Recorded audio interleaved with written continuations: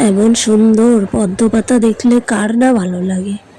আর এরকম সুন্দর পরিবেশ, এরকম বৃষ্টি ভেজা ওয়েদার, আবহাওয়া, এরকম সুন্দর পদ্ম পাতা দেখলে মনটা খুবই ভরে যায়। পদ্ম বলতে এগুলোকে জলপদ্ম বলে, তো খুবই ভালো লাগে দেখতে। এই পদ্ম পাতাগুলো জলের মধ্যে ফুটে থাকে, বৃষ্টির সময় সাধারণত হয়ে থাকে। ভালো লাগে, তাই না বলো বন্ধুরা?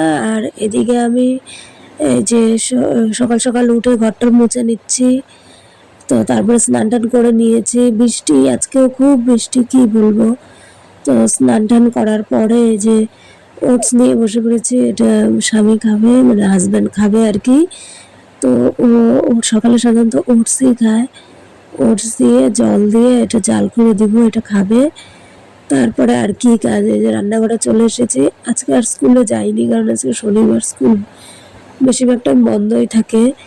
তো এই যে ইসে নিয়ে এসেছি, কি বলে, রান্নাঘরে চলে এসেছি। এখানে যে বড়া ভাজছি, আর এটা হচ্ছে কাঁচা কলার বড়া।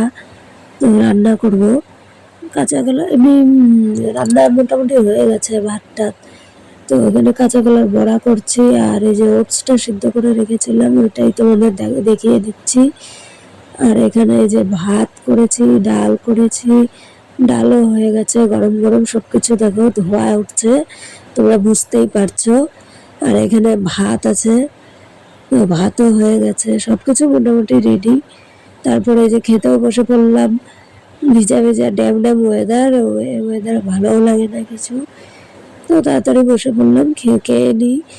খেয়ে দিয়ে একদম ঘরে চলে যাব, যেহেতু বৃষ্টি ভেজা ওয়েদার, তাই না বলো বন্ধুরা? আর এদিকে দেখো এই যে মানে আমি খেয়ে দিয়ে যে ঘরে যাব তাও যেতে পারছি না, বৃষ্টি আর বৃষ্টি, সেই বৃষ্টি পড়ছে। মনে হচ্ছে যেন একদম বন্যাই হয়ে যাবে, চারিদিকে ভিজা মাঠ। এই যে ঘরে এসেছি, তাও তা অনেক কালকে মানে বেশিরভাগ টাইমটুকুই বৃষ্টি আর বৃষ্টি, সারাদিনই বৃষ্টি ছিল। তো আর কি করা যাবে, ঘরেই ছিলাম। ঠিক আছে, চলো বন্ধুরা, টাটা।